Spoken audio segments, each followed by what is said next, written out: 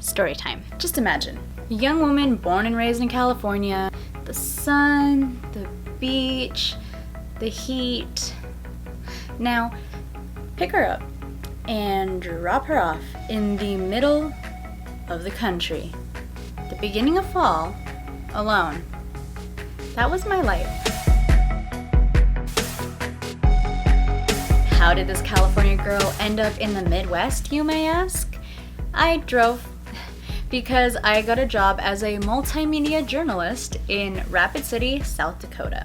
Now, I could start this story at the beginning, but I think I'll start this with something a little bit more entertaining. My first blizzard. Our meteorologists were telling us beforehand to prepare, that we might need to bring some blankets, change of clothes, things like that, because it was possible to get snowed in. For context, a lot of the reporters are from different states, and not all of us had cars with four-wheel drive. Also, the news station was on top of a small mountain, or a large hill, depending on your opinion of it. Even better, I had a Honda Civic. Yeah, I was not going to make it down that night.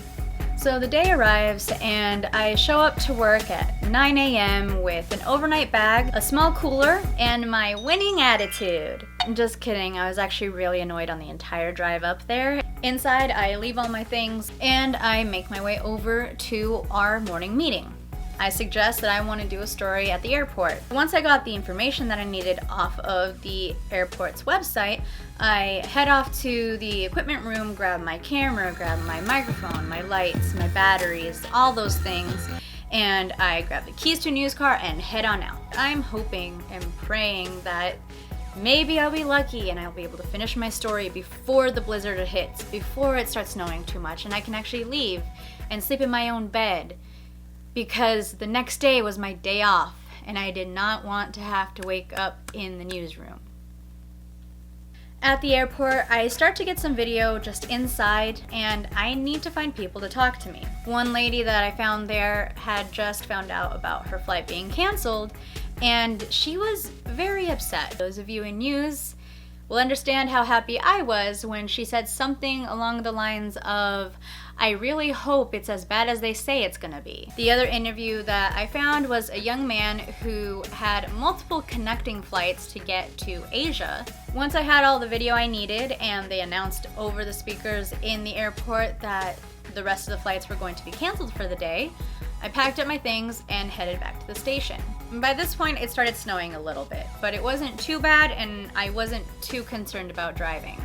And finally, I made it back up to the station where I started to put my story together. Another coworker tells me that they're going to run my story in the 9 p.m. and the 10 p.m. shows.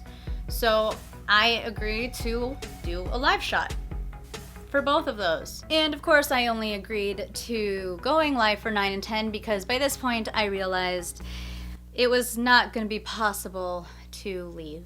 Around 3:30, I was most of the way done with my story and I'd already taken a break to eat something when I heard that there had been an accident off of the highway. I had my other coworker who was getting ready for her live shot, which was supposed to be at around 4 o'clock. I agreed to go with my boss down to the accident and I was going to get the video. Obviously, I was not about to drive. I made sure to take the camera already attached to the tripod. Understandably, he chooses the path that is the quickest route to the highway, roughly where the accident happened, and it is also the one road that is not as steep as the other two options. This is the one path that I don't like because to the right, it just drops. Like, it's just the side of the cliff. There's nothing there. And I'm in the passenger seat, so I'm freaking out. Granted, he had some experience driving in snow. I did not. So I just tried to ignore everything on my right and focus directly ahead. That helped for the most part.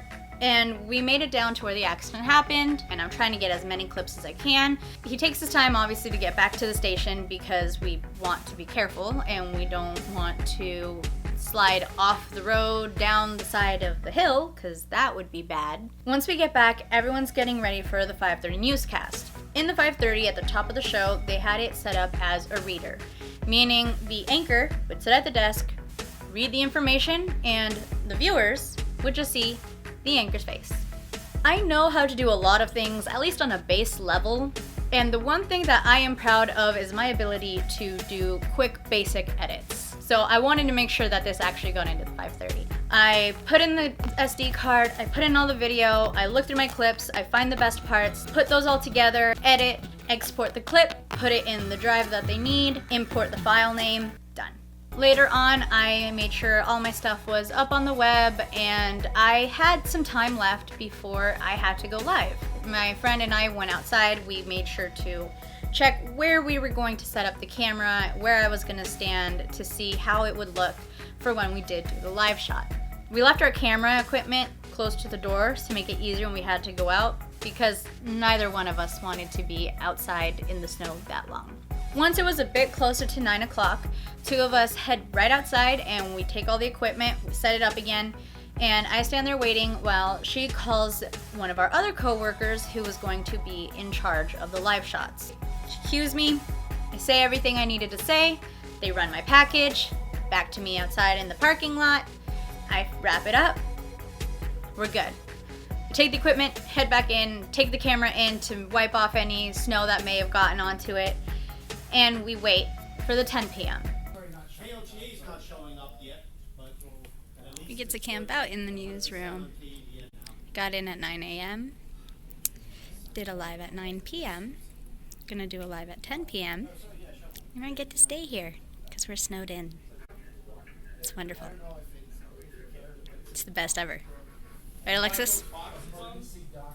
It's great, right? You see my under icicles, baggy. I don't look good. Once we're close to 10, we head back out, do the same thing all over. Take everything back in, put everything away, export whatever we need to export, save what we need to save, we're good, we're done. Once we're all done working, a lot of us kind of all congregated into the break room, and we're just talking and eating, and it was like a giant sleepover. But I never expected to have a giant sleepover with my coworkers at work. When we were all done and tired of talking and just exhausted from the entire day, my friend and I walk off to grab our mats. The mats were half-inch thick, like self-inflating ones that I'm pretty sure you're supposed to put on top of a cot and find an empty office so we can sleep. The next morning I wake up, I grab my stuff, and I go ask if anyone needed me. It was my day off, but it's weird when you wake up and you're at work, even though it's your day off. It's like, am I allowed to leave? Does this blizzard coverage mean that I still have to work on a day off? So I go up and I ask, and the assignment editor says, no, it's your day off. Go ahead, you can leave. And I rush off to grab my stuff and try and head out. At this point, the morning anchor mentions that Skyline Drive that heads down towards the highway is mostly clear. The same one that my boss drove down the evening before. That terrifies me because it feels like I'm going to fall off the side of the cliff if I'm not careful. And that someone else had already been able to leave using that path. So I figured, hey, maybe I'll be able to get down that way. For the most part, it's okay. It's mostly cleared off. It's okay. And I get to one section of the road where there's this giant snowdrift in the middle. I start driving through the snowdrift because I don't really have any other option at this point. And I make it partway. Okay, this is fine. I've got this. About halfway through, I start to get stuck. And I freak out. I did not want to be stuck in the snow. I didn't want to be stuck out there. I just wanted to be back in my apartment. The good thing is I managed to get my car to drive through the rest of that. I got out, I got on the highway, and I was able to take it right back up. I felt good. It's very close to my apartment. And that one side road that goes to my apartment had not been plowed. I remember sitting in my car when I turning and looking at the road, seeing all of the snow that was still there. And for a moment, I just paused.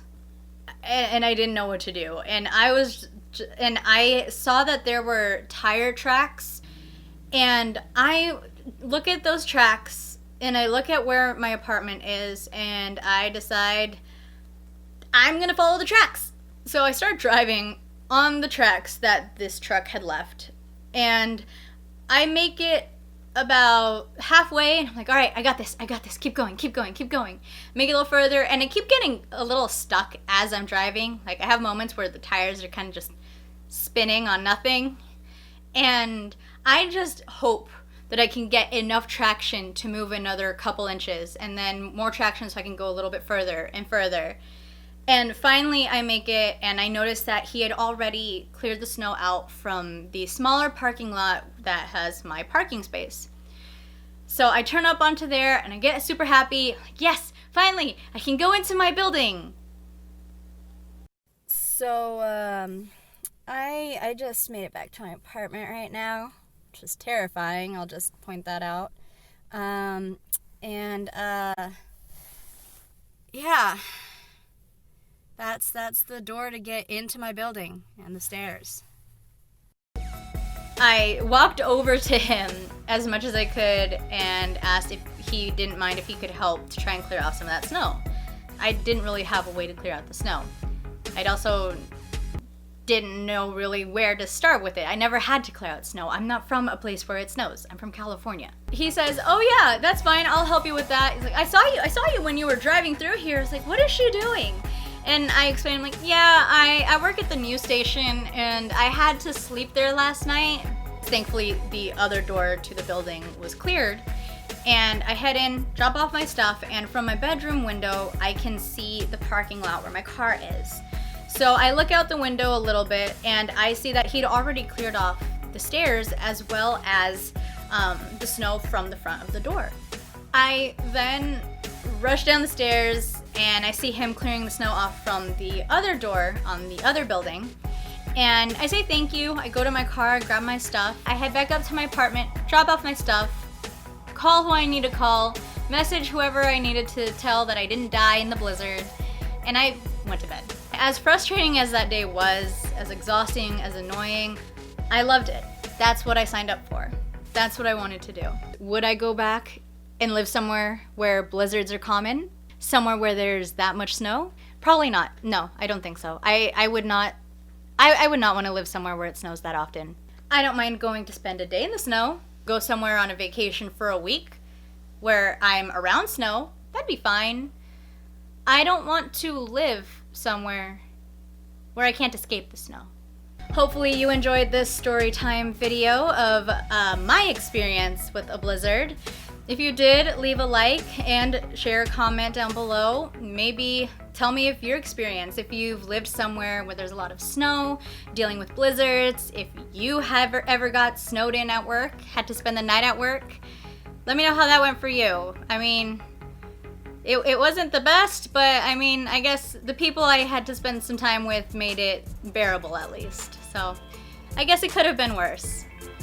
As always, if you want to see some more videos, they're linked around here. You can also subscribe to my channel. And I'm Crystal Campos. Thanks for joining me off air.